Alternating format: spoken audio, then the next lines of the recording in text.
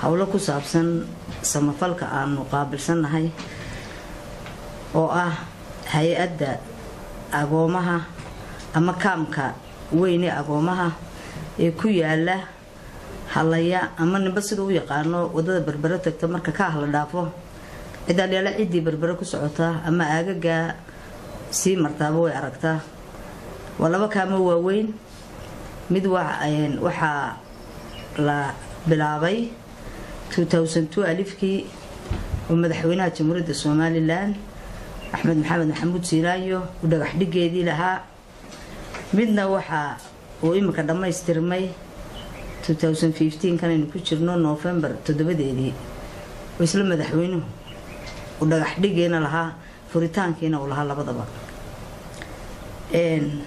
madaxweynuhu xafiiska samafalka wuxuu u sameeyay dhammaan wixii ku saabsan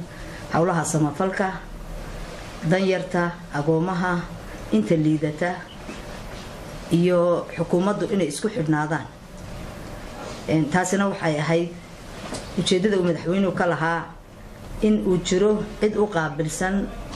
danyarta oo u soo ogaata hawlaha danyarta isagoo madaxweynuhu danaynaya inuu danyartiisa taakuleeyo isla markaa marwada madaxweynuhuna ay aad iyo aad u danaynayso iyadoo ah qofka ugu sareeya ay hoos yimaadaan dhammaan agoomaha iyo dadka jilicsan sababta aan shirkan jaraa'id u qabtay waxa ay tahay horta waxaan Ilaahay subxaanahu wa ta'ala ayaan u mahadnaqayaa nabadgelyada ina siiyay barwaaqada iyo baraaraha aynu dadka kale ee jaararkeena kaga duwanay ina siiyay ayaan Ilaahay uga mahadnaqaynaa haddaanay Soomaaliland nabad ahayn haddaanay dawlad wanaagsan lahayn haddaanay hogaamiye wanaagsan lahayn kumay soo hirteen Kuwait iyo dalal kale oo kamid ah oo walaalaheena ina caawiya waxa la inoogu soo hirtay waxa la inoogu yimid waa dawlad wanaaga iyo nabadgelyada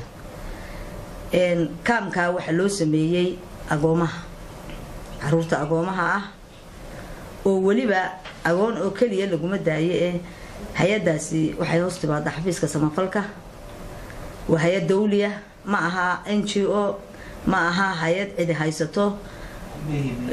mana aha NGO-yada sida gaarka ah u shaqeeya waa hay'ad xukuumadda ka tirsan oo waliba gaar ahaan xafiiskan samafalka u qaabilsan hawlaha samafalka waxa ay hay'adaas samayso oo aan xafiiska samafalka ama dawladdu ogeyn ma jirto marka ugu horeysa waxaan u mahadnaqaynaa Ilaahay ka sokow walaalaheena Kuwait ay nagu caawiyay mashruuca aad iyo aad qiimaha u leh oo maanta in badan oo danyar ay ka faa'iideysatay Soomaaliland qurux iyo muuqaal ka sokow marka laga yimaado wax badan u faa'iideeyay dadka agoomaha ahaa waxaan kaloo u mahadnaqaynaa hay'adda African Relief Committee oo ah hay'adda fulisay hawshan gacantana ku haysa oo ay madax ka yihiin inama reer Soomaaliland oo ka yahay Ibrahim Goore oo ah gudoomiyaha guud Cabdiqaadir oo isna ah gudoomiyaha u qaabilsan agoomaha Boorame iyo Salmaan oo isna u qaabilsan hawlaha maamulka ee Hargeysa saddexda inan Ibrahim Goore gudoomiye u yahay aad iyo aad baan uga mahad celinayaa hawlaha fiican ee ay Soomaaliland ku kubcinayaan ee ay doonayaan dadkooda inay meel walba albaab walba u garaacaan siday ku bilaabatay agoomahani waxay ahayd waxa la igu casuumay sanadkii 2011kii Djibouti oo ay jirto kaam agoomeed oo sidan oo kala ah laakiin markii hore aan islahayn kaasa qurux badan markii aan keenay la dhisay laakiin keenu ka wanaagsan yahay ayaa la igu casuumay furitaankii dawladda badan isugu yimaadeen waxayna wada sheegeen in ay doonayaan Soomaaliland ka sameeyaan waxaan hadda kan oo kala noo sameeynaysan aad iyo aad baan idinku soo dhaweynaynaa haddii xukuumaddiina ogolaato waanu idin sameeynaa bay yiraahdeen madaxweynaha uu wada nimid madaxweynuhu daqiiqadihiiba Ilaahay miisaanka xasanaadka ugu daro ajarka ka soconayo dhan isaga leh daqiiqadiiba uu noo fuliyay waliba madaxweynuhu wuxuu amar ku bixiyay in danguud la siiyo maadaama ay danguud ku shaqeynayaan iyaga door biday in dadka reer Soomaaliland si ay uga faa'iideystaan ay meel iibsadaan sidii baanu meesha ku iibinay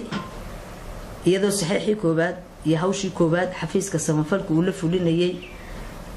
madaxweynuhu ku dhagax dhigay hawshii ku socotay bilow ilaa dhammaad waxaanaan la ogeyn xafiiska samafalka madaxtooyadu aanu la samaynin aanay marnaba ku dhaqaaqin meesha horta waxa maamulkeeda waxaa haystaa walaalaheena carabta aba haysata inamada reer Somaliland iyagu maamuladan kale hayaan laakiin haday tahay maaliyada meesha lagu isticmaalo haday tahay kharashaadka haday tahay waxyaabaha soo dhan sanadkiiba marbay Kuwait oo dad u soo dirtaa marka waa hawl iyaga ka dhaxayso cid Kuwait u joogta ayaa maamulka iyo dhismaha iyo xataa Soomaali ma dhisin masaariba dhistay sidaad ka aragtay warshaday leedahay warshadii roodhiday leedahay warshadii waxay leedahay furniture-kay leedahay tababaray leedahay agoomaha ka soo koow waxyaabo badan ay leedahay beer weyn bay leedahay magaalada imika loo iib keeno waxa kale oo jira dhakhtarka international-ka ah ee ku yaala isna ambassador sokadiisa isna hay'adda leh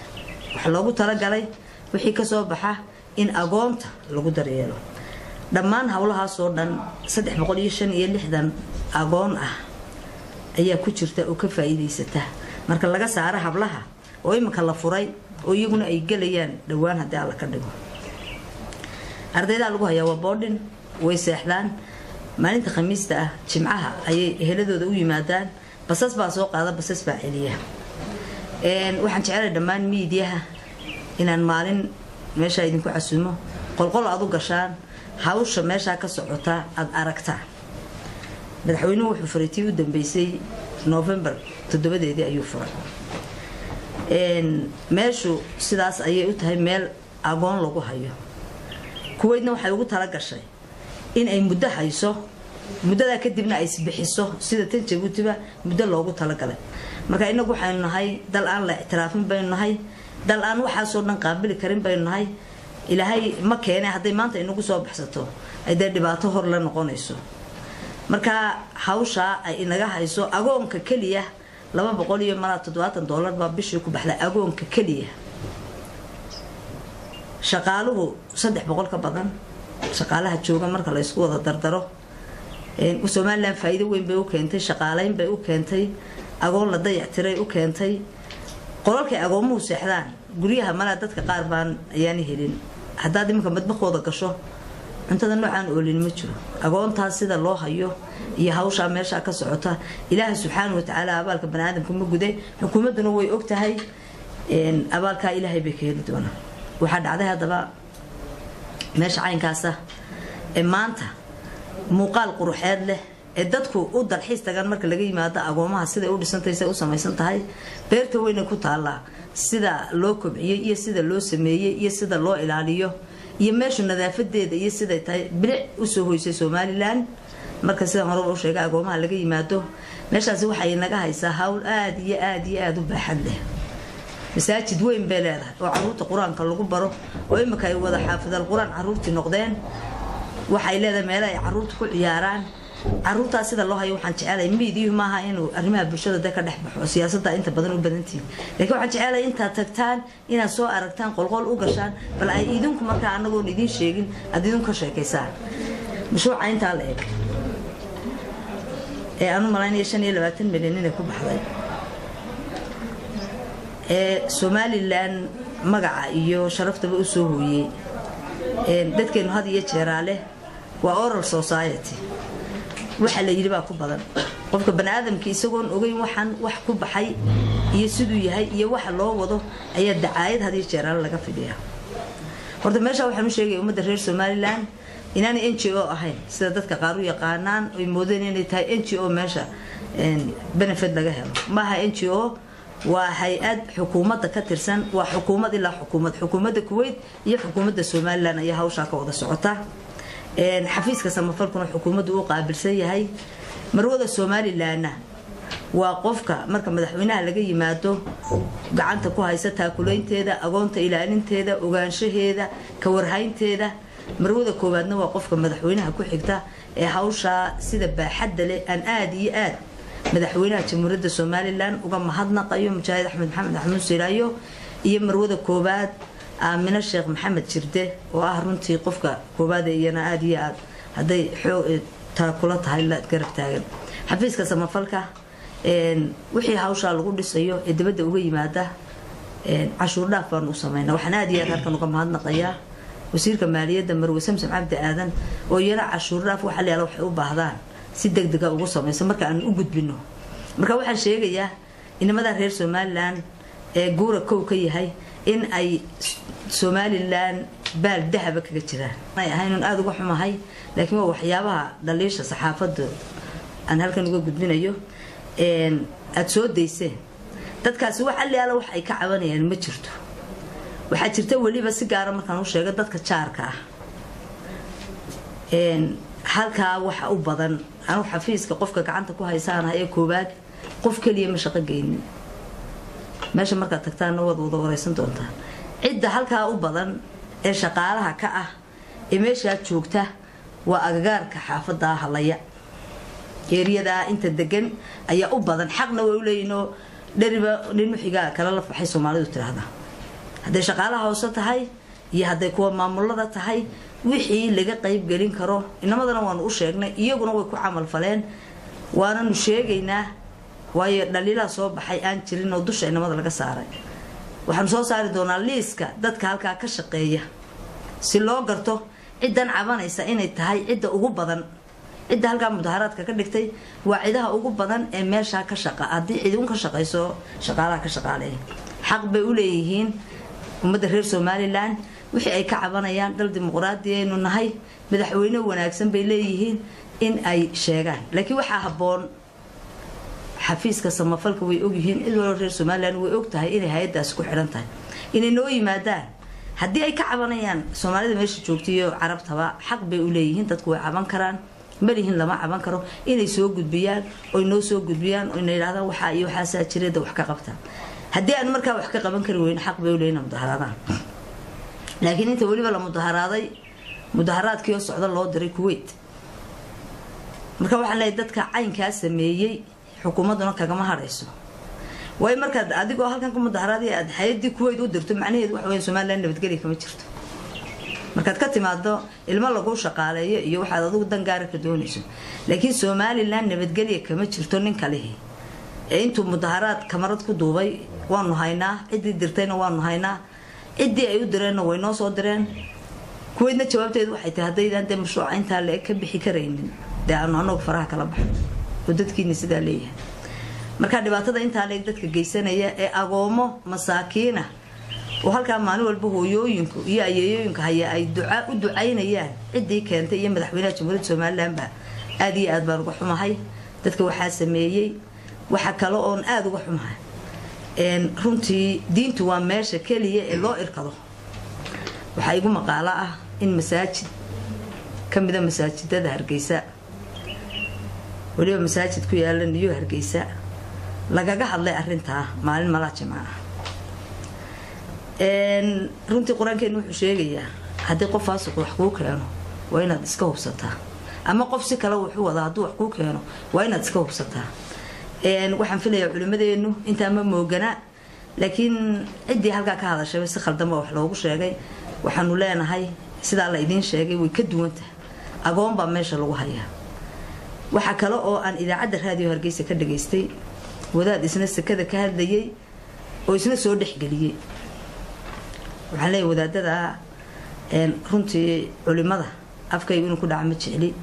sharaf bay naga mudan yihiin midnaan bay naga mudan yihiin waa kuwa wacdiyaya waa kuwa diinta loogu irkado laakiin waxaan leeyahay hubsada wixii la idin keeno maaha in media ka sii deysaan waxaydan ogeyn na weydiiya hubsada wadaadadana waanu u tagaynaa meel ay joogaanba waraanu ka soo dhaadhicinayna sida ay tahay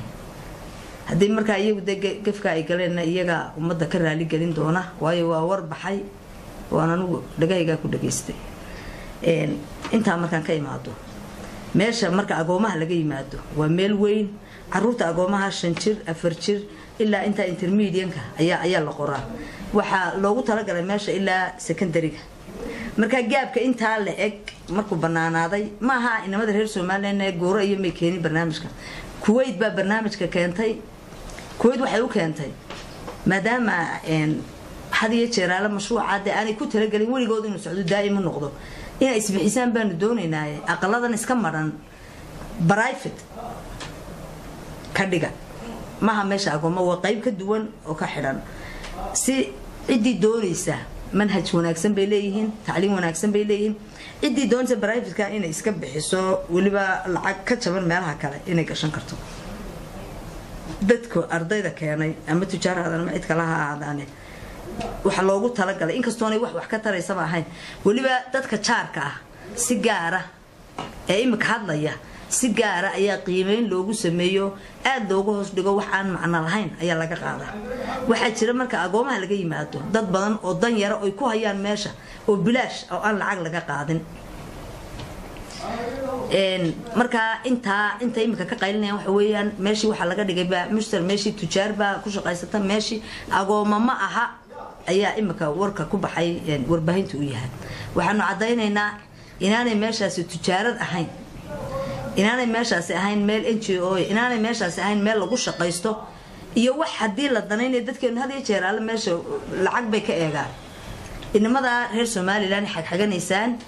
wax lacag shaqo ku leeyin totally ma jirto iyo wax iyaga jeebkooda ka baxa mooyee mushaar bay ku leeyihiin laakiin wax dhaqaale ay ku leeyihiin ma jirto account bay leedahay Kuwait baa maamusha iyaga audit-kooda u soo dira waxay ugu tala galeen hadii ay ka go'do dawladda Soomaaliland bay dib ku tahay mana ka fargarayn karnaa meelaha soo kale nagu soo wada baxaan in iyadu isbixiso beer baa loo sameeyay beerta suuqa laga iibgeeya beerta account bay ku dhacdaa qof shakhsi kuma dhacdo dhakhtarka waxa loogu tala galay dan yarta dhakhtarka waxa lagu daweeyaa dad badan oo dan yara oo anaga iyagana aanu ognahay oo ugu tagno ku booqnay oo bilaash lagu daweey marka laga yimaado qofkii private iska socday doonaya inuu isagu iska bixiya haysta intaasoo qof baa lagu qalay oo bilaash lagu qalay intaasoo qof baa dan yara haday tira waxba ma haysano laga sii loo daaya marka waxa loogu talagalay inta yara ka soo baxda in account la dhigo ay isku bixisa halkan lacal hadii Kuwait ay joogsato imika budgetkii agoomaha inta dambe la qori lahaa miisaaniyadii looma hayo oo Kuwait miisaaniyadii wali ma soo dirin haday taasoo kala joogsato dib meesha way joogsanaysaa si aanay u joogsan in inta lagu sii dabaro inta la bixinayo fiiga iskuulka laga bixinayo ee dadka private-kiina ma ku dhacaysa jeeb Ibrahim Gorona kuma dhacayso inamada kalena kuma dhacayso laakiin waxay ku dhacaysaa account-ka loogu tala galay